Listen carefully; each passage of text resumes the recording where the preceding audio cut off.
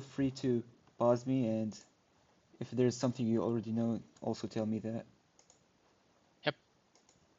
Yeah, it's hard for me to tell you what I know because I don't know what you're going to talk about. But I've been over like the basics, but it's usually good to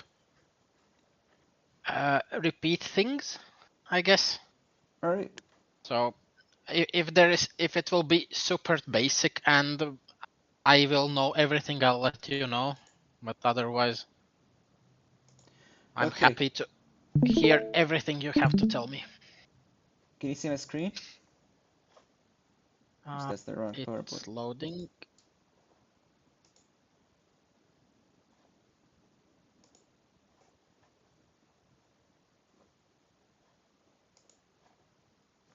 You see it now? It's still trying to load. One moment.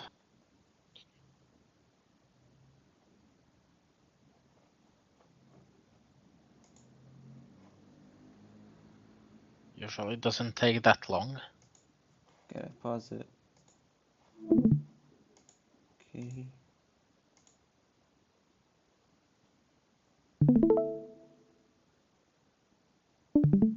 Okay, now I can see. All right, great.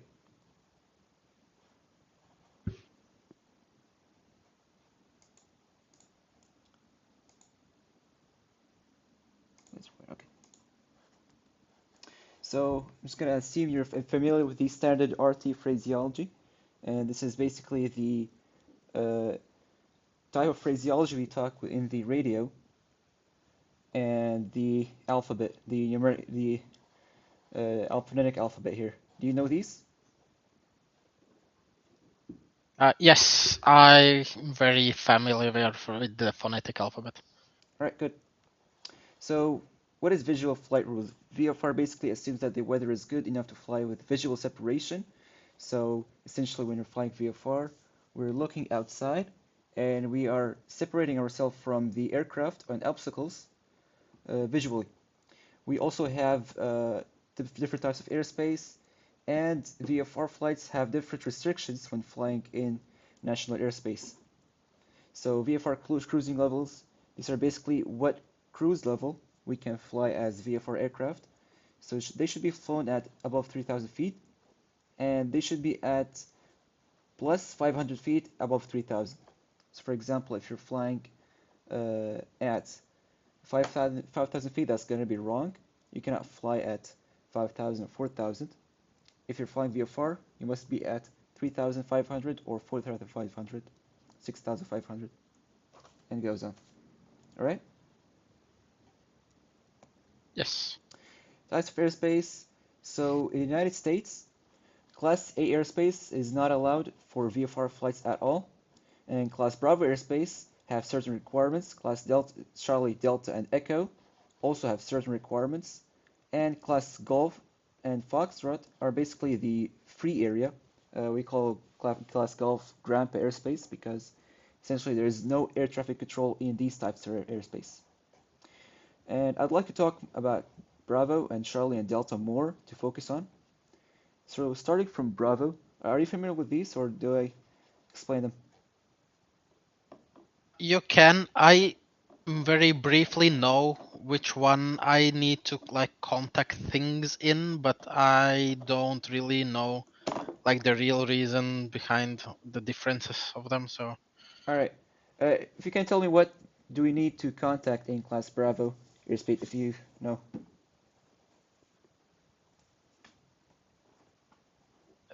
I put myself now on the spot. All right. I just want to see your uh, level here I so I can assess it. yeah. If you I do not know, you can tell me. It is totally fine.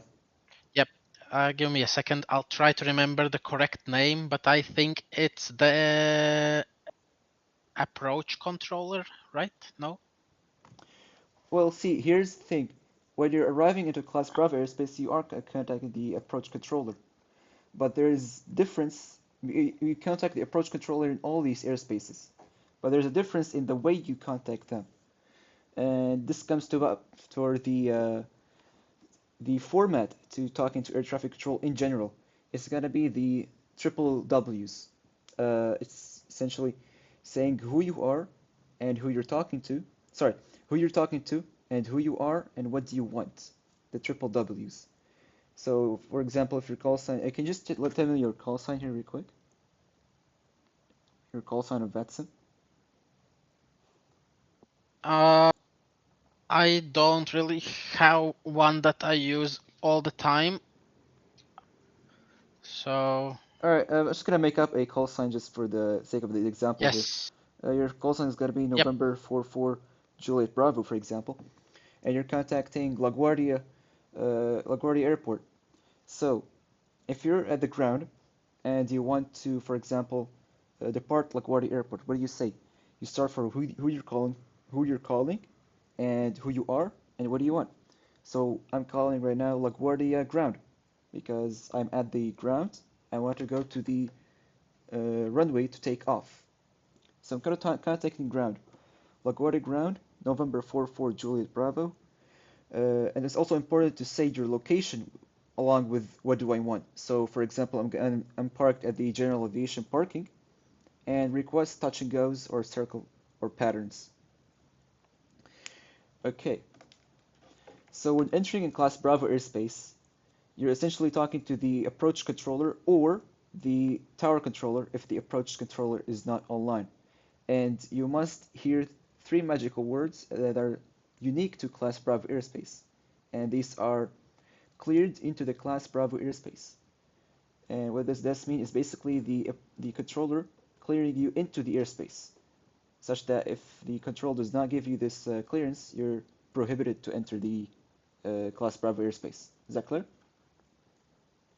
Yes. Okay. And that goes along with the controller saying your name, your call sign, and his call sign. And this is what we call in radio telephony, we call this two-way radio communication. Two-way radio communication is basically uh, the station you're calling calls you back. And so, for example, if I am the air traffic control and you're November 44 Juliet Bravo, I'm gonna have to say your call sign and then my call sign. So I'm gonna say November 44 Juliet Bravo, LaGuardia Tower, and that's two-way communications established. So what do we need when entering Class Bravo airspace? We need a Bravo clearance and two-way radio communications, and one extra thing. We will need a discrete squawk code. We cannot enter a Class Bravo without a squawk code that the tower give us. Okay? Now, especially Okay. Class Bravo airspace is the most complicated of all the other airspaces. That's why it's its own section. In Class Charlie airspace, C, we do not need a Bravo clearance. We do not even need a clearance. We just need a two-way radio communications and a discrete squawk code. And moving on to Class Delta airspace, it's the same thing. However, we do not need a discrete squawk code. We only need two radio communications to be established, and we are free to enter. Okay? I I Okay. would really like if you have a pen and pencil writing them. Just I'm gonna send you the PowerPoint, but just it's a really good thing to know. Right, Yeah, I'm already taking notes, that's so good. because that's a lot of information. So, yeah. We can summarize it to you. So if you want to write it, class Bravo, I need a Bravo clearance and squawk code and a two-way radio communications. In class Charlie, I need two-way radio communications and a squawk code. And in class Charlie, in class Delta, sorry, I need only two-way radio communications. That's the spirit. In class Alpha, what is class Alpha? Class Alpha is basically the airspace that is above, I think, flight level 180 in the United States. And above flight level 180, that is one 18,000 feet. When we say flight level in aviation, we're saying flight level and three digits. This coincides to the altitude, and we just add two zeros for it. Okay? Okay. Call signs. So if we have a call sign, this is basically the identifier of the aircraft. It's important to know that for airliners, it differs from general aviation aircraft. So for airliners, they have their own call sign and they have their own word for their call sign. So you hear, for example, so you would hear the controller saying for an airliner, American 234. Notice how even though on the radar screen appears as AAL, they don't say Alpha Alpha Lima, they say American. However, for the general aviation aircraft, the call sign are read independently. So if your call sign is November 44 Juliet Bravo, you say it as is, and you do not abbreviate it until ATC abbreviates to you. We got that? And Yes. abbreviations by ATC is generally to ease communications, and only ATC abbreviates your call sign. So, for example, you start with your own call sign, and ATC responds to the original call sign, and then from that point on, ATC can abbreviate it. Abbreviations are usually the last two digits or two identifiers. So if it's November 44 Juliet Bravo, abbreviated will simply be Juliet Bravo.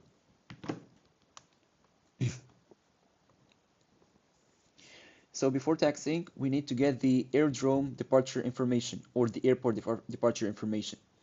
And in the United States, we basically get this from uh, the clearance delivery. So you would ask the clearance delivery who you want to receive the departure information, and this includes winds, temperature, and altimeter, and they will give it to you. Or you can get that from the ATIS, which is what we commonly use. I just want to ask, are you familiar with the ATC structure in VATSIM and in the real world? Yes. Yeah. So you Mostly got, in VATSIM. yeah. So some things that don't carry over, I don't know, but yeah, I've been flying on VATSIM with IFR for quite a while, so Mhm. I'm somewhat familiar with the structure to the point that I can fly without any issues. So You're flying, you flew far with airliners or normal flights? uh, IFR with airliners, so that's what I've been doing for like a year and a bit. Mm. All right, But fantastic. it's easy to pick up IFR with airliners because there is so much information out there. It's not the same with VFR. VFR is basically having the your controls on the aircraft. Your all you like you actually have to fly the aircraft. And the nice thing about VFR is that you don't talk as much as in airliners. You only need to talk when you're at the airport and you're going to another airport. That's the only reason you're going to talk. Yep. Yeah. So the hardest thing for me is figuring out when I need to talk with someone and what I need to say to them. Hmm. So I guess that's the main thing I'm trying to get out of this. And All right, I get it. yeah, So there's two types when talking VFR essentially. There's in airports where they have ATC services and airports where they don't have ATC services. So when you're flying and ATC is offline, and you will be flying in an uncontrolled airspace. And this has different types of communications that we're gonna go over today. All right, so you're familiar with the ATIS, right? yes, Okay. yes. Weather reporting to radio communications, we talked about that. And the non-moving area and moving area, are you also familiar with that?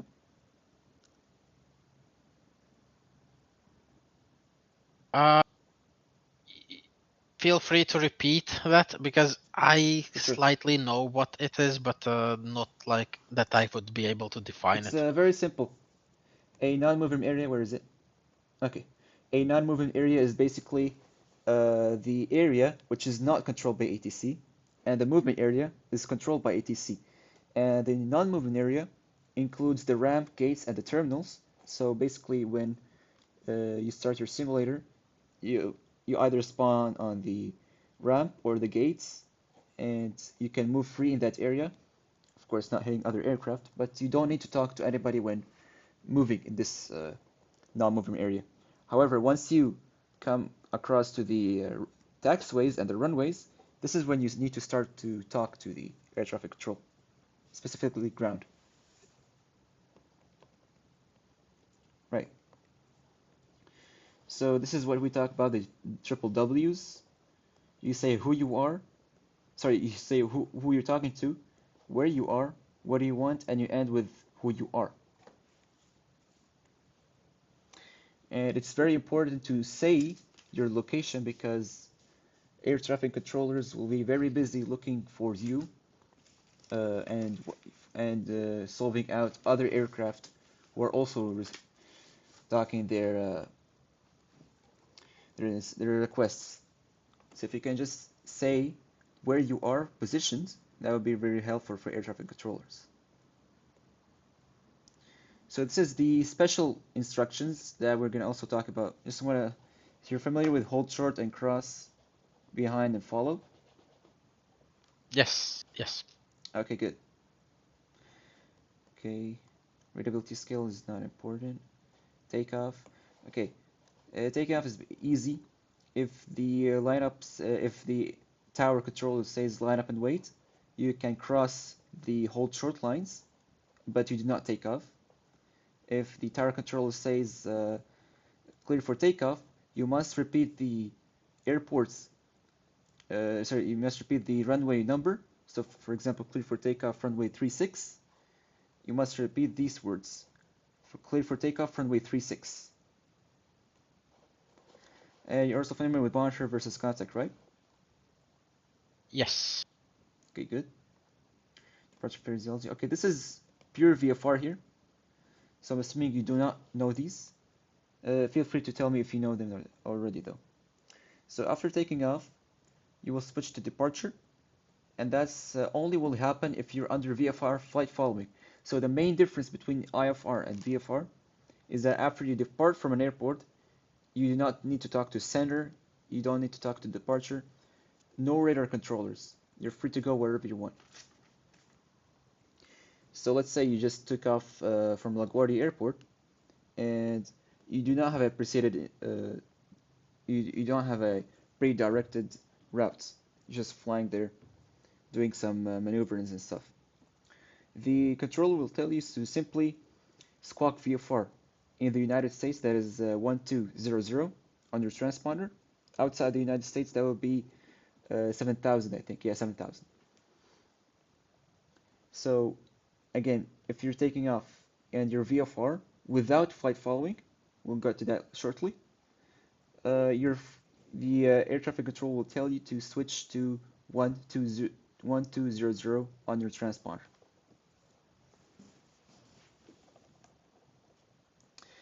Okay, the traffic circuit.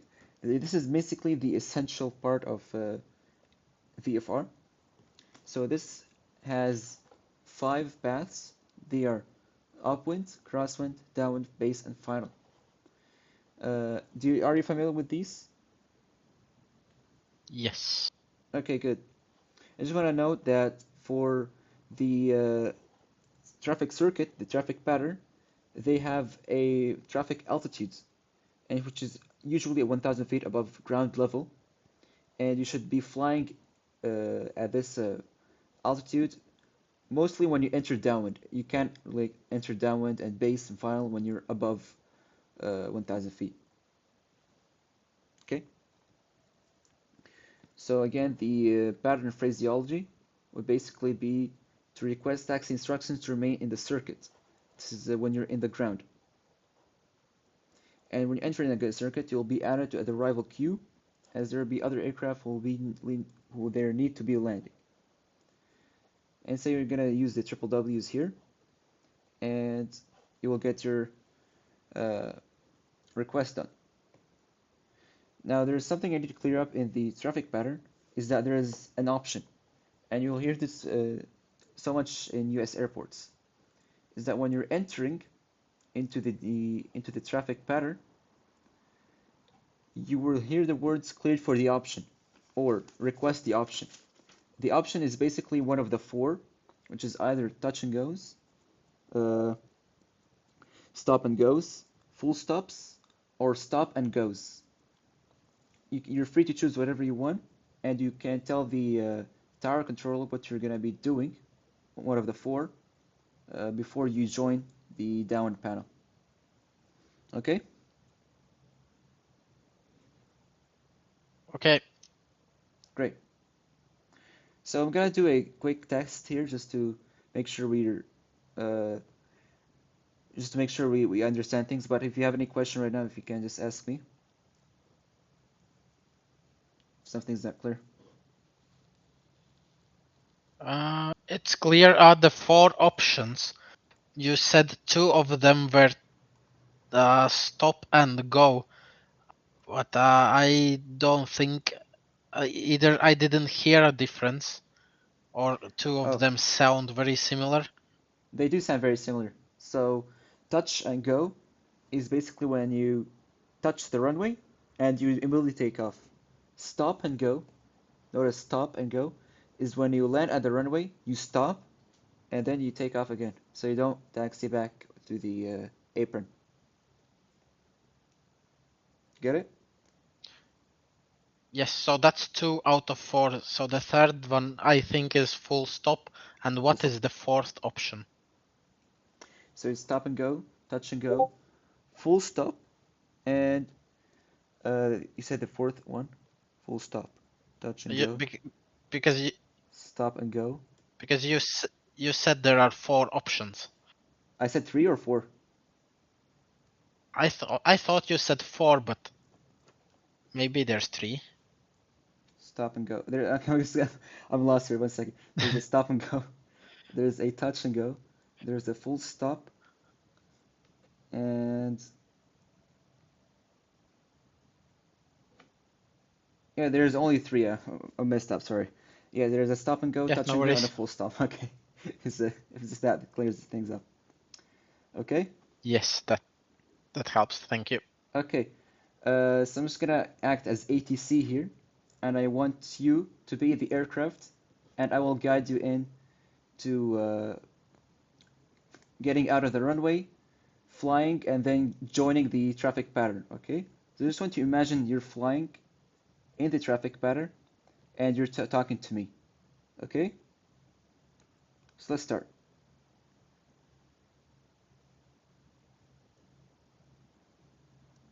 So you're right now This on is the the ground. place where. Okay, so The same thing with um, IFR.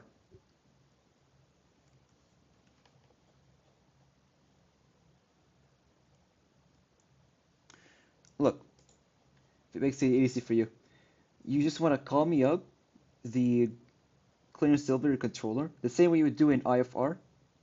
You would request clearance, and I will give you that clearance. Next, you will get the clearance, and then you will contact ground. Ground will let you move from the apron to parking all the way to the runway. Once you've reached the hold short lines, you will be switched over to the tower controller. Tower controller will then get you fly out of the runway and into the traffic pattern. Okay? okay. Right. The same thing with IFR for the clearance delivery. If you know it, it's craft. You're familiar with craft, right? CRAFT. Yes. Okay, let's go. So So your call sign would be, delivery. Good eve. yeah, it just Okay, says your call sign my is call November my 4 call 4 sign. Juliet Bravo. I'm gonna type it in Yes. for you. So Okay? yes. So delivery. Good evening. November 4 Juliet Bravo at GA parking. Requesting clearance for IFR circuit. Sorry, VFR circuit. November 4 4 Juliet Bravo, LaGuardia delivery. Just stand by 1 second.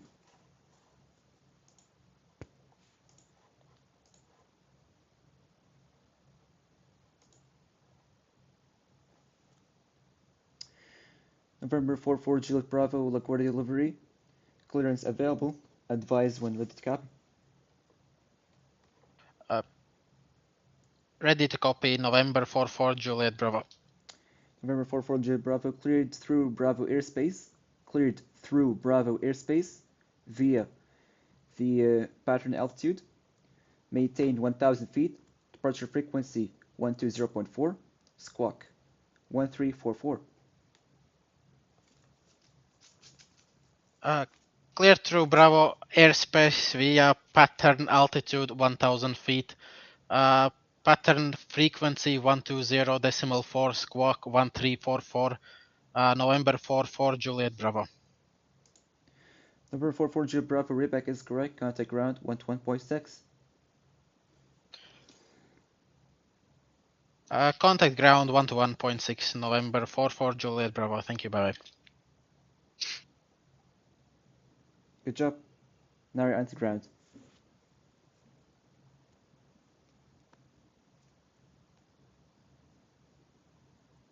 So what would you say to ground?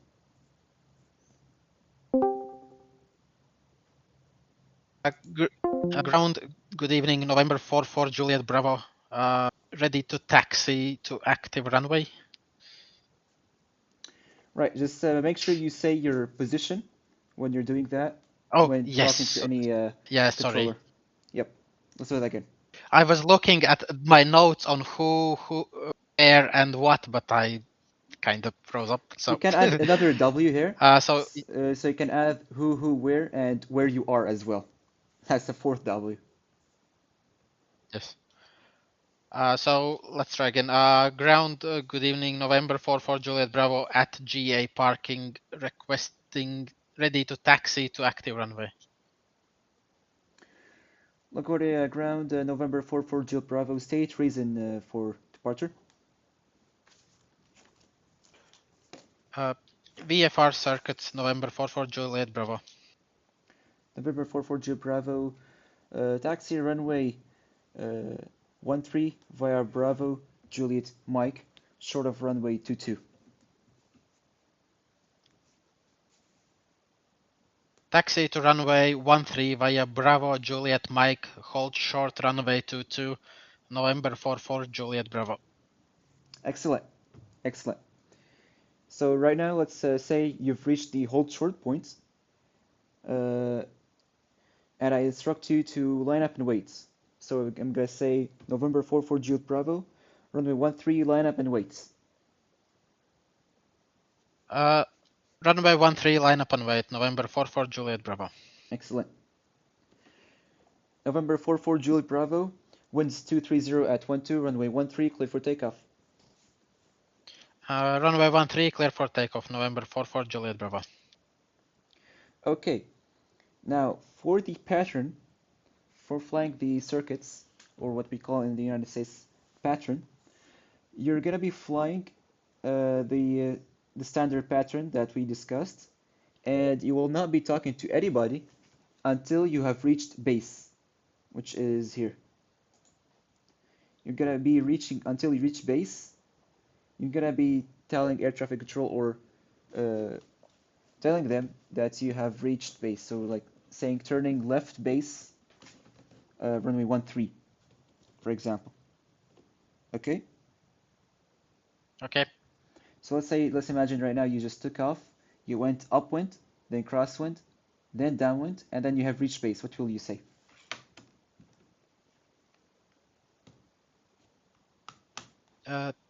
Turning base for runway 13, touch and go, November 44 Juliet Bravo.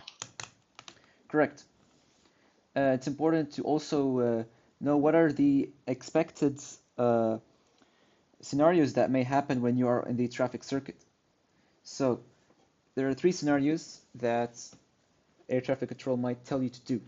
So what if the first one is extend downwind or extend downwind leg. Have you ever heard of it before? Yes. Okay, great. Can you just tell me briefly what it is? So very briefly is you just go further along the downwind for additional miles. If there is a set miles, I don't know how much, but it's just I know that you need to go further down because probably there's an aircraft coming in. Right. And when will you turn for the base? I would say once I'm cleared. Absolutely. So extend downwind base. Usually, 99% of the times, controller will say, I'll call your base. And this is something for spacing and other reasons, separation, wake turbulence, and other stuff. And it's basically flying more, as you said, flying more of the downwind. And then when ATC tells us, we turn onto base. Now it's important to also know that when we're turning onto base, then we turn to final. We don't say turning left or right final. We just either not announce that at all, or if it's important, ATC asks us to do that. We announce we're right now on final, so we just say November 44 Juliet Bravo on final runway. The opposite one runway would be 26. Okay, Okay. fantastic. So we went over that. Okay, are you familiar with the navaids? NDB VOR. Uh, Very briefly, I've not flown a lot with the basic navaids, Mhm. but I know how they function, at least the VORs. I've So do you done you know how to few flight. Yeah. use a VOR to navigate? So if you're, let's say you don't have a map, you don't have a Garmin, and you're stuck there flying and you don't know where you are. How can you use the VOR to tell your position?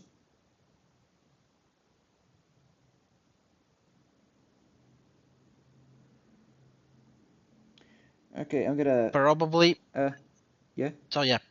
Yeah, if you want to explain it, I'm up all for it because this is me just probably guessing, which I I'd love to hear your shouldn't do. guess because that gives me an Uh, idea of your level here. so I think you need to tune the frequency and then you can see how far you're away from it. But I know that you can select the course for the VOR, so knowing does that help knowing exactly where we are? This is like I'm just thinking 60% aloud here. correct. Right, this is like almost correct. Just want you to know that when we're using VORs, the VOR tells us its direction relative to it. So the way we are traveling relative to the VOR. Using more than one VOR can tell us our position, and it's something called triangulation. I'm gonna explain that to you once we get flying, and it's something really important in VFR. There's also something called VFR flight following, and it's essentially flying IFR but in a mix with VFR also. Sorry, basically, as I said, remember when I told you that after you depart, we no longer talk to ATC, we no longer uh, are under control of ATC. We can just squawk VFR and leave without talking to anybody. Yes. Yeah. So VFR flight following is the opposite of that. VFR flight following will make us talk to the radar controllers, the center, the approach, departure, all of that, and they will give you a squawk code. And instead of telling you to squawk VFR or squawk 1200, they will give you a squawk code like squawk 4600. And you'll expect vectoring, altitudes, a lot of stuff when you're flying VFR. Like most of it will basically be just like IFR. I'm seeing you already know these, so that's good. I'm not gonna end my lesson here because the PowerPoint I prepared is very basic, and what I see here is you're you know some stuff, you know like a lot of stuff, especially flying IFR. So what I want to do is if you can load up your simulator and we can practice some circuits and also teach you about triangulation. That's possible.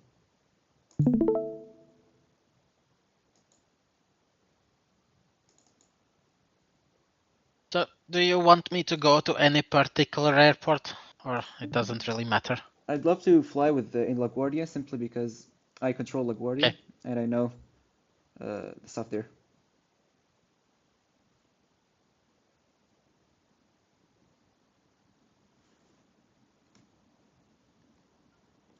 Do you fly in real life?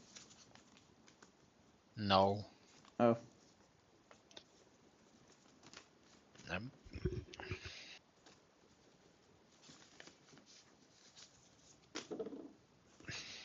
I somehow picked up this hobby purely on friend pressure, and it kind of stuck. So I've been simulating my flying for around a year now. I see. Oh wow, a year. That's nice.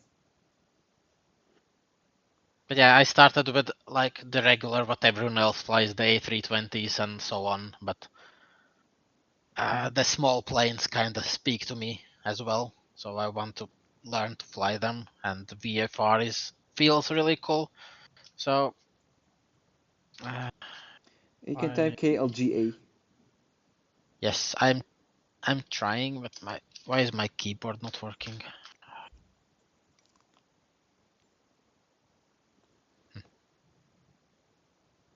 Let's see.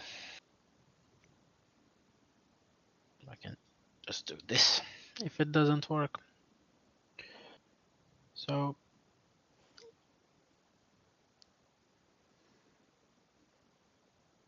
Okay, so the GA in LaGuardia is right in the south. If you can see it on the other side. Yep, here.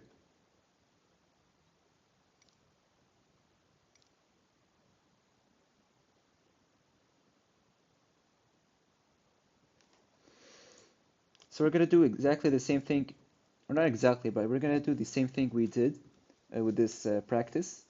It's just gonna be in real time.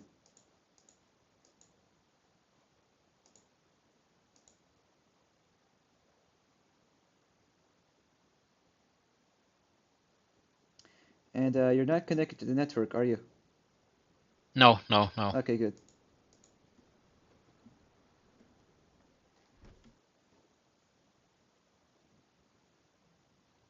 Okay, just gonna give you a note here. So it's good to have in Class Bravo airspace. It's good to have the engine start clearance before you start your engines. So before you start your engines, you want to talk to air traffic control, the clearance delivery, to tell you the Yep. engine start. So a question: do I need to get the clearance for the circuits before I can get a clearance for engine start? No, there's no clearance for the pattern. When you're flying the pattern, you're basically gonna tell the ground. Oh, I get it, Kristen. Sorry, my bad. You're asking for the engine start. This is gonna be with the same within the same transmission as the outbound clearance. You get it? Uh, So if you're asking me for a I think clearance, you're gonna ask me for a clearance before you start your engine. And after you get your clearance, I'm gonna approve your request to start your engine. That clears things up. it might, but we can try. Let's see. Okay. Uh, LaGuardia delivery. Good evening, November 4 for Juliet Bravo at GA parking. Requesting clearance for pattern. November 4 Juliet Bravo, LaGuardia delivery. Cleared through Bravo airspace via the flight level altitude, correction, the pattern altitude, maintain 1000 feet. Departure frequency is 118.7, squawk 2444.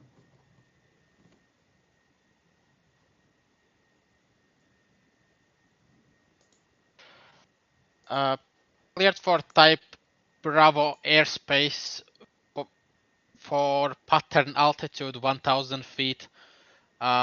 Pattern frequency 118.7 squawk 2444. November 44 Juliet Bravo. November 44 Juliet Bravo, readback is correct. Engine start is approved when requested. Contact ground 121.7. Bye bye. Engine start approved. Contact ground 121.7. November 44 Juliet Bravo. Bye bye. Or does the when requested mean I needed to ask for it separately for the ground? No, you can, when you talk to ground, you can simply start your engines without telling ground. But essentially, I'm taking when requested, as in when needed. Okay. So there's no time constraints when starting your engine.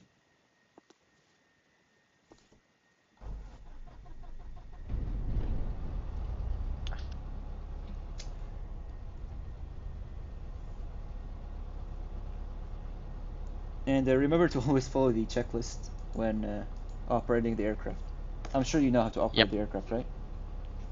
Yes. Okay.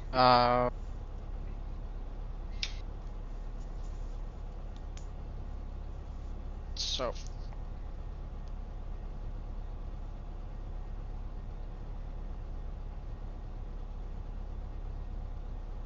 So right now you want to talk to ground? yes. 1 second. So LaGuardia ground. Good evening. November 44 Juliet Bravo at GA parking. Looking to taxi to active runway to remain in pattern. Ver 44 Geo Bravo, standby at number 1.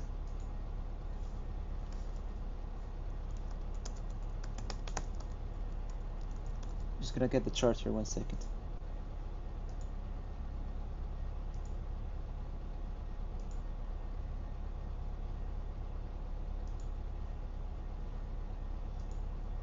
So why is it not opening?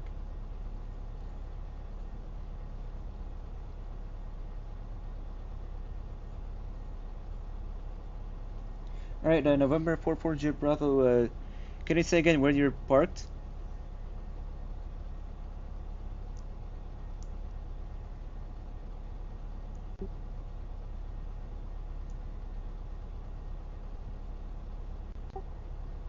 Hello?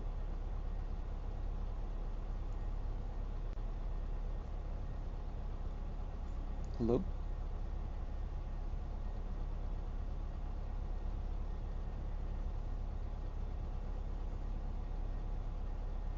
Hello?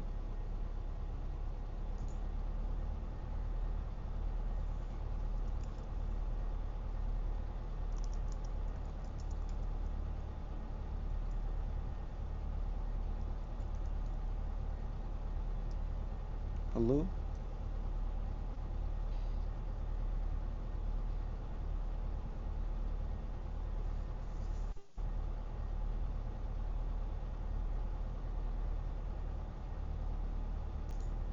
So, November 44 Geo Bravo, runway 13, taxi via Double Alpha, Golf, Papa, short of runway 13.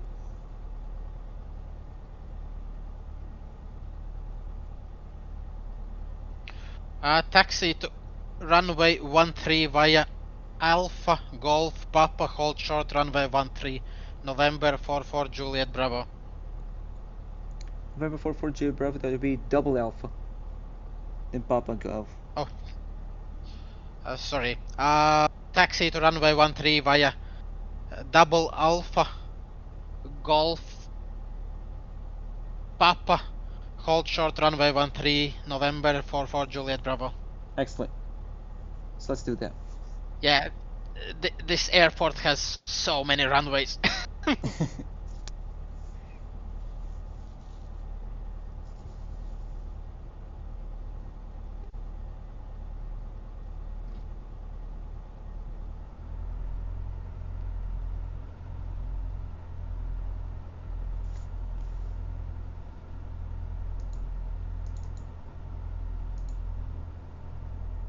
So, quick question. When you say the first taxiway is Double Alpha, but I'm located at stand 1, would you? Does that mean you expect me to go through Charlie Yankee or Alpha Charlie? It doesn't matter as long as you're go to double alpha. So it's your choice. Okay.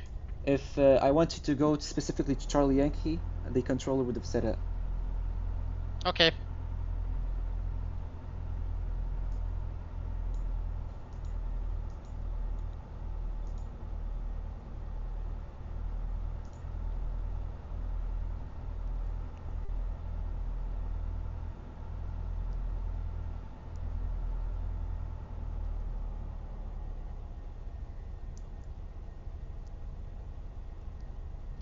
Quick question: do you have a Navigraph subscription? Yes. Oh, if it would be possible for you to screen record your Navigraph screen to me Uh, instead of the yeah. 1 second. yeah, so I can see like the view of you going through the runway. That would be much better. Yes. Yeah. I usually the tablet, but I'll share the screen of uh follow. If you can do that, that would be great. No. Yeah. 1 second. I'll set it up.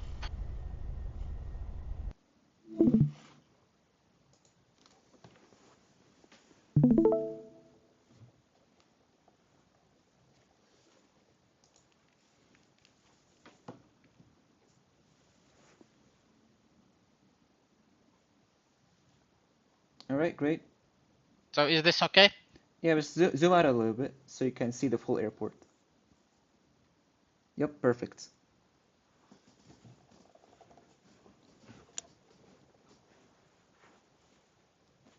Okay, let's continue taxiing.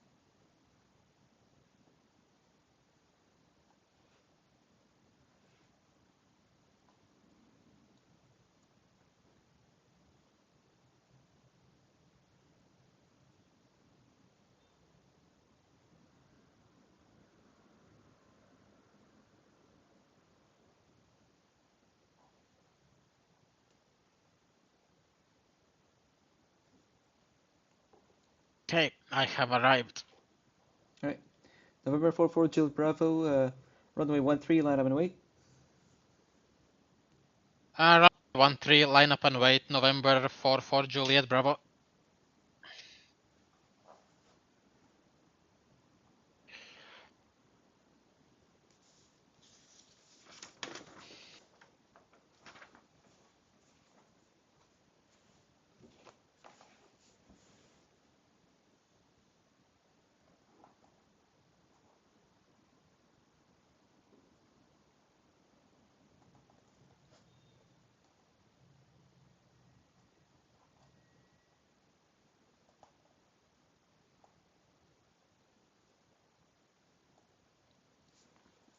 November 44, Juliet Bravo, runway 13, winds 23 at 106. Runway 13, clear for takeoff. Runway 13, clear for takeoff. November 44, Juliet Bravo.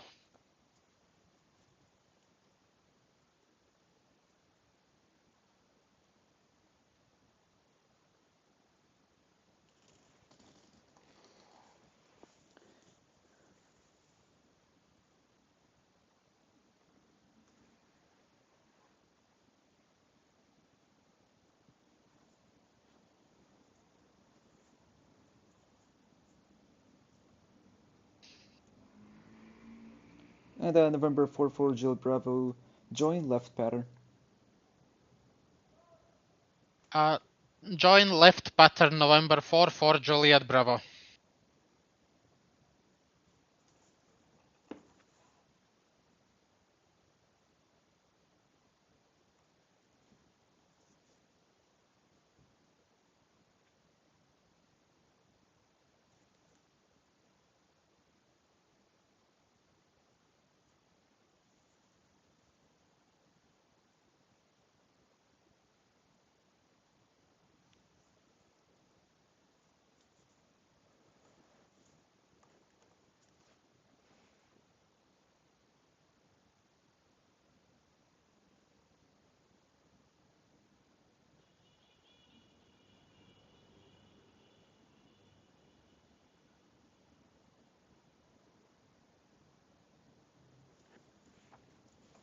Alright, so I think it would be better if we tighten up our turns.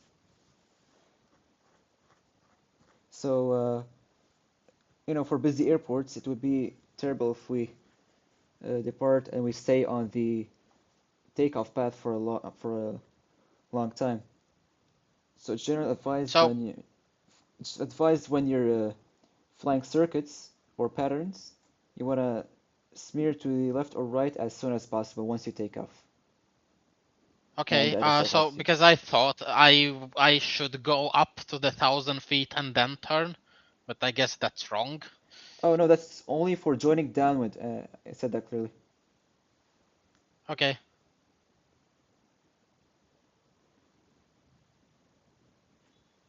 So yeah, this is the part where I'm somewhat clueless because I don't know the distances I should be doing. So It's okay. The distancing thing is totally up to you.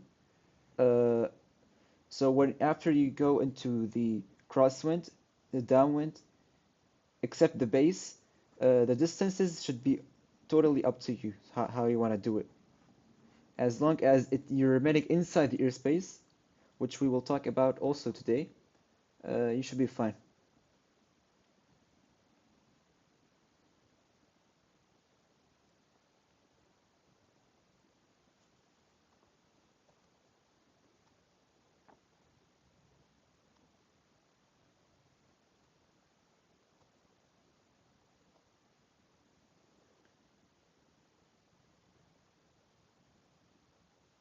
Right, so now call me and tell me what's your option. Remember the four W's, and your option would be one of the three.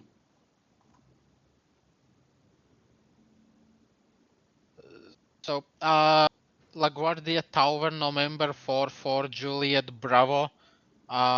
Downwind runway 13. Looking for touch and go. Number 44, Juliet Bravo, LaGuardia Tower. Clear for the option, runway 13. Cleared for touch and go, runway 13, November 44, Juliet Bravo. That was excellent.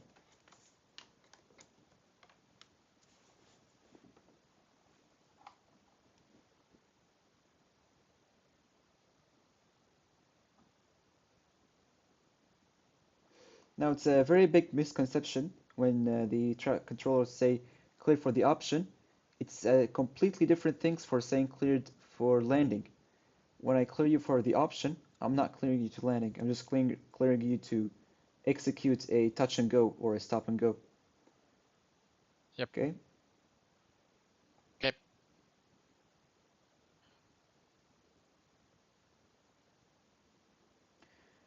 November One 44, thing I'll note, yeah, it's yeah. not. Sorry. Keep going. November 44 Juliet Bravo, winds 16 at 107, runway 13, clear land. Runway 13 clear to land, November 44 Juliet Bravo. So one thing I'll note, it's definitely not easy to fly when someone's watching. Yeah, it's So accurate.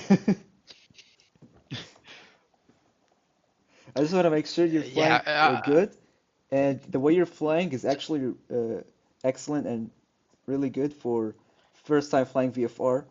But you have experience flying IFR, so that makes up for it. Uh, yeah, yeah, it's kind of, I still need to practice the circuits quite a bit because I'm not making them square. They're more like a round, like a they don't need round to be shape. a certain geometric shape. Circuits are basically joining up and landing on the same runway you departed from. So as long as you're inside the airspace and you do not interfere with the landing traffic, you're good.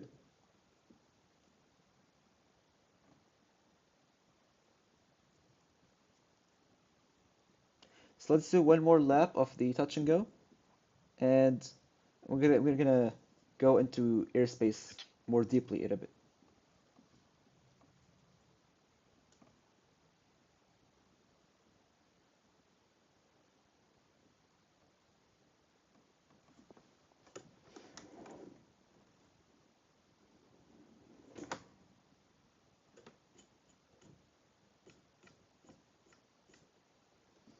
I guess I turn right away as I'm.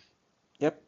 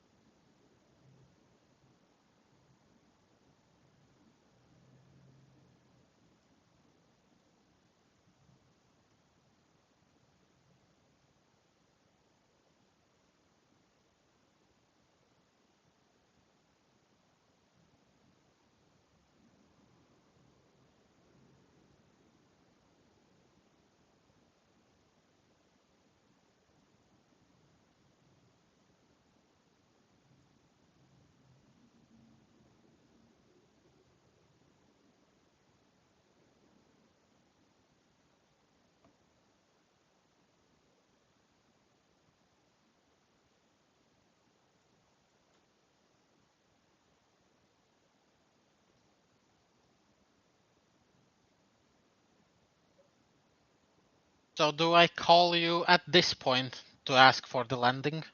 Yes. Or do I need to go fully on the base? You can ask for the option anywhere on when you're on the downwind. So as long as you're on the downwind, you can ask for the option. Okay, LaGuardia Tower, November 44 Juliet Bravo, on downwind for runway 13, looking for a full stop landing. 144 Juliet Bravo, clear for the option. And just make sure when you're saying your position, you say left or right downwind, because there's difference between the left and right downwinds of a certain runway. Okay, cleared for the option November 44 Juliet Bravo.